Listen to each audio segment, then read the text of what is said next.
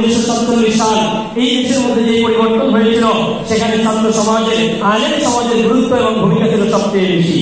1947 সালের পরবর্তীতে 1952 সালে যখন এই দেশে ভাষা আন্দোলন হয়েছিল, আমরা সেই সবাই জানি এই ভাষা আন্দোলনের সম্পূর্ণ নেতৃত্ব দিয়েছিল ছাত্র সমাজকে বলে ব্যক্তিরা।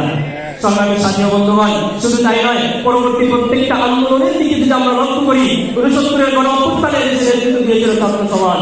69-এর গণ অভ্যুত্থানের পর যখন 71-এর মুক্তিযুদ্ধ হয়েছিল, তখন দেশের ছাত্র সমাজ সর্বপ্রথম ঢাকা বিশ্ববিদ্যালয় থেকে মুক্তিযুদ্ধের কার্যক্রমটা, 25 মার্চের গণহত্যার কার্যক্রম, সেটাও ছাত্র সমাজের উপর থেকে শুরু হয়েছিল। সংগ্রামী সাথী বন্ধুগণ, পরবর্তী আন্দোলন যদি দেখি, এই সব স্বৈরাচারী আচরণ করার কারণে যখন এই দেশের ছাত্র সমাজ তার বিরুদ্ধে ঐক্যবদ্ধ হয়েছে, তখন তার পতন হয়েছে।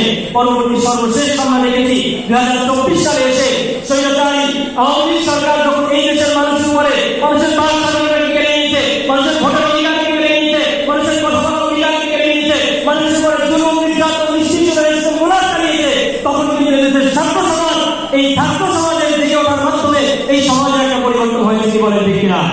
সংগ্রামী ছাত্র বন্ধুগণ, ইসলামী ছাত্র আন্দোলন বাংলাদেশের প্রত্যেকটা সদস্য কর্মী মোবাইল প্রত্যাশী এবং মোবাইল ভাইয়ের দৃষ্টি আকর্ষণ আমি বলতে চাই যে কেউ এই সমাজের মধ্যে, এই দেশের মধ্যে ইসলামী হুকুমত যদি প্রতিষ্ঠা করতে হয়, ইসলামকে যদি এই রাষ্ট্রের মধ্যে প্রতিষ্ঠা করতে হয়, ইসলামকে যদি সংসদে নিয়ে যেতে হয়, ইসলামকে যদি সচিবালয়ে নিয়ে যেতে হয়, এই দেশটাকে যদি ইসলাম অনুযায়ী পরিচালনা করতে হয়, তাহলে আপনাকে আমাকে ছাত্র সমাজকে থেকে উঠতে হবে ইসলাম প্রতিষ্ঠার জন্য।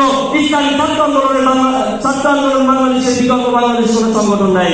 এই জন্য আমি আপনাদের কথা আহ্বান জানাই যে কেউ আমরা আমাদের নিজেদেরকে ঐক্যবদ্ধ করবো, আমরা আমাদের নিজেদেরকে যোগ্য করে গড়ে তুলব ইসলামী হুকুমত প্রতিষ্ঠার জন্য।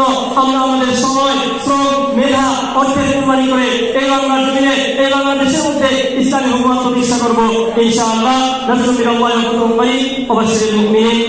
আলাইকুম ওয়া রাহমাতুল্লাহি ওয়া বারাকাতুহু। সম্মেলনের পর্যায়ে বক্তব্য রাখবেন